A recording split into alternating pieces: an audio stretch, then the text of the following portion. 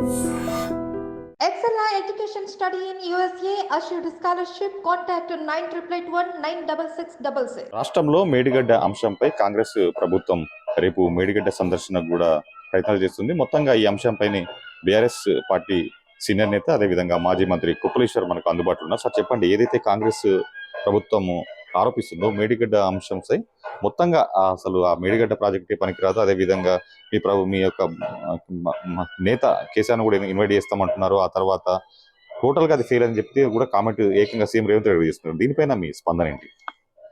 అంటే కాంగ్రెస్ ప్రభుత్వం కానీ ముఖ్యమంత్రి కానీ అవగాహన రాహిత్యంతో మాట్లాడుతుండని అనుకోవడానికి కూడా వీల్లేదు.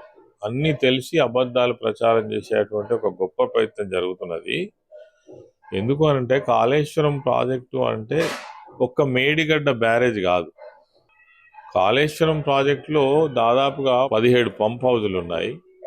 తర్వాత 1400 కిలోమీటర్ల ఓపెన్ కెనాల్స్ ఉన్నాయి. తర్వాత సుందిల్ల కావచ్చు, అన్నారం కావచ్చు, మేడిగడ్డ కావచ్చు, తర్వాత వేరే వేరే జిల్లాలలో చాలా చాలా రిజర్వాయర్స్ ఉన్నాయి.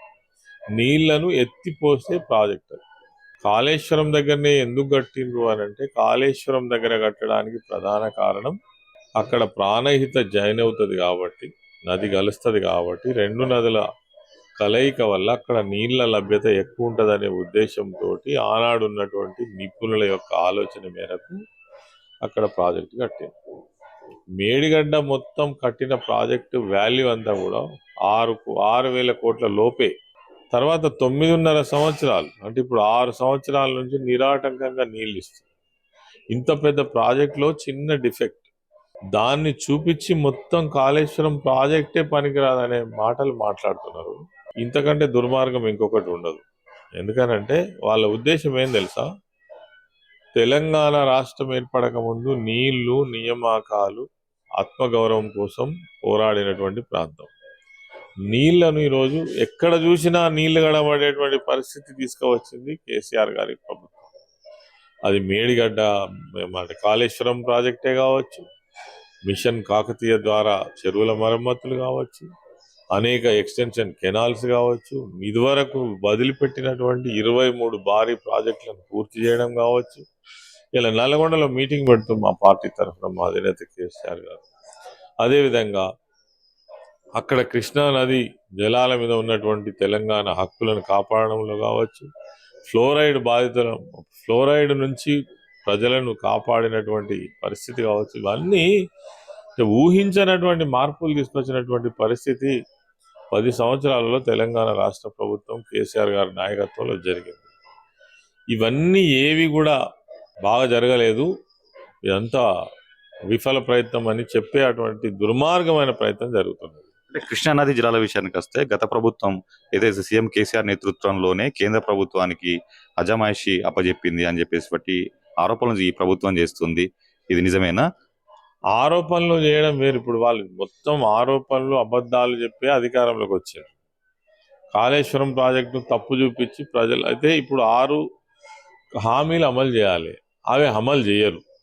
అవి అమలు చేయడం కాబట్టి ఇవి చేయబట్టే అమలు చేస్తలేము. ఎందుకు అంటే ఇగో కాళేశ్వరం ప్రాజెక్టు కట్టడం వల్ల డబ్బులు అయింది, అప్పుల పాలైంది రాష్ట్రం అని ఒక మాయమాటలు చెప్పి ప్రజలను ఒక రకంగా మభ్యపెట్టే ప్రయత్నం చేస్తున్నారు. ప్రజలకు తెలుసు ఇప్పుడు నీళ్ళు వస్తలేవు. పోయిన సంవత్సరం నీళ్ళు వచ్చినాయి, ఈ సంవత్సరం ఎందుకు వస్తలేవు? పోయిన సంవత్సరం ఈ దినానికి మొత్తం చెరువులు నీళ్లు ఉన్నాయి, నిండి ఉన్నాయి, ఇప్పుడు ఎందుకు వస్తలేవు? అంటే చేతగాక, చేయడానికి చొరవ తీసుకోలేక, చేసే ఉద్దేశం లేక. ఉద్దేశం వల్ల ఒకటే, కేసీఆర్ను గత ప్రభుత్వాన్ని బదనాం చేసేటువంటి పని తప్ప ప్రజలకు తక్షణం ఏం కావాలి? ఇప్పుడు పంటలు ఎండిపోయే పరిస్థితి వస్తుంది, వాళ్ళకు నీళ్ళు ఇచ్చే ఏర్పాటు కాదు. 300 కోట్లు అయితే ఏదైతే ఒక్క పిల్లర్ కుంగిందో దానికి అవతలి పిల్లర్ యువతలి పిల్లర్ని కనుక రిపేర్ చేసినట్టయితే మేడిగడ్డ ప్రాజెక్టు ఏ రకమైనటువంటి ఇబ్బంది లేదు. 86 పిల్లర్లలో ఒక పిల్లర్ ఎందుకు కుంగిందో కూడా ఇప్పుడు తెలుసుకోలే. దానికి ఒక నిపుణుల కమిటీ రాలే. ఎవరో డిఈ లెవెల్ అధికారులు, ఈ లెవెల్ అధికారులు పోయి ఆడ చూసి అంతా ఏదో హంగామా చేస్తున్నారు ప్రెస్ ముంగట తప్ప దానిలో అర్థం పర్థం లేదు. కాబట్టి ఇది ప్రజలు తెలుసు, వాళ్ళకు కూడా తెలుసు. ప్రజలు డిస్కషన్ అవుతుంది రైతులలో కూడా, వీళ్ళు కావాలనే ఇది చేస్తున్నారు. లేదంటే నీళ్లు నిన్న మొన్నటి దాకా ఇప్పుడు కూడా లిఫ్ట్ చేయొచ్చు, ఎందుకు చేస్తలేరు? ఇగో ఇందుకే చేస్తలేమని బదనాం చేస్తుంది చాతగాక. లేదంటే 1,000 కోట్ల రూపాయలు, అసలు 1,000 కోట్ల రూపాయలు దేనికి ఖర్చు పెడతాం మరి? 1,20,00,000 ఎకరాలకు నీళ్లు ఇచ్చేటువంటి ఆ వ్యవసాయ రంగాన్ని ప్రోత్సహించడం కోసము 1,000 కోట్లు ఖర్చు పెడతారు. ఎందుకంటే ప్రధాన జీవనాధారం రైతాంగమే, వ్యవసాయమే. ఆ వ్యవసాయాన్ని ప్రోత్సహించడం కోసం ఖర్చు పెట్టే పైసలు ఖర్చా? అది ఎవరి కోసం ఖర్చు పెడుతున్నాం? వాటర్ పంపింగ్ చేయాలి, ఎవరి కోసం? ఎక్కడికో పోవాలి, దాదాపు 750 మీటర్ల ఎత్తుకు నీళ్లు పోవాలి, వట్టిగానే పోతాయా? మరి ఎందుకు 60-70 ఏళ్ళు పోలేదు? అప్పుడు ప్రాజెక్టులు ఎందుకు కట్టలేదు? నీళ్ళు ఎందుకు ఎక్కలేదు? అప్పుడు రిజర్వాయర్లు ఎందుకు లేవు? అయ్యో, మల్లన్న సాగర్ కావచ్చు, కొండ పోషమ్మ కావచ్చు. పార్లమెంట్ ఎన్నికల్లో కరీంనగర్, పెద్దపల్లి 2 స్థానాలు కూడా కీలకంగా మారినటువంటి నేపథ్యంలో పెద్దపల్లి నియోజకవర్గం నుంచి మీకు టికెట్ వస్తుందని భావిస్తున్నారా? పార్టీ అధిష్టానం నుంచి మీకు అనుకూలంగా సంకేతాలు ఏమైనా వచ్చాయా? అంటే పార్లమెంట్ ఎలక్షన్ జరుగుతున్నాయి. నేను గతంలో కూడా ఉద్యమం నుంచి ఇప్పటిదాకా ఉన్నాము, 6 సార్లు ఎమ్మెల్యేగా ఉన్నాం, మంత్రిగా చీఫ్ విప్గా ఉన్నా. కాబట్టి పరిశీలనలో ఉన్నాం. పార్టీ అయితే ఇదివరకు ఏ రకమైన సంకేతాలు ఇవ్వలేదు. ఒకవేళ పార్టీ ఆదేశిస్తే, పార్టీ ఏ నిర్ణయం తీసుకున్నా మేము కట్టుబడి ఉండి పార్టీ కోసం పనిచేసేటువంటి వాళ్ళుగానే వస్తున్నాం.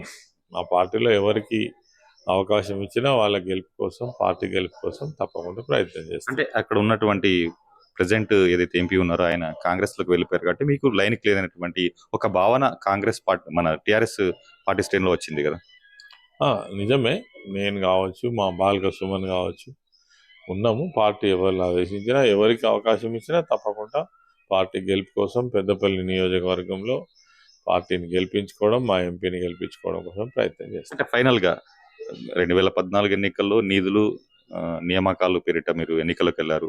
2019 ఎన్నికల్లో సో ఆ మిగిలిన ప్రాజెక్టుల, పెండింగ్ ప్రాజెక్టుల పూర్తి కావాలన్నటువంటి హామీలతో ముందుకెళ్లారు ప్రజల్లోకి. ఇప్పుడు ఈ పార్లమెంట్ ఎన్నికల్లో మీరు ప్రజలకు ఏ అంశాలతో వెళ్ళదలుచుకున్నారు? ఖచ్చితంగా తెలంగాణ అస్తిత్వం ఏదైతే ఉందో అది ఎప్పటికీ కాపాడబడాలంటే, తెలంగాణ రాష్ట్రంలో ఉన్నటువంటి వనరులు ఈ ప్రాంతానికే దక్కాలంటే, ఈ ప్రాంతం బాగా డెవలప్ కావాలంటే ఖచ్చితంగా తెలంగాణ రాష్ట్ర సమితికి ఉన్నటువంటి ఆ ఇంట్రెస్ట్ ఇంకో పార్టీకి ఉండదు.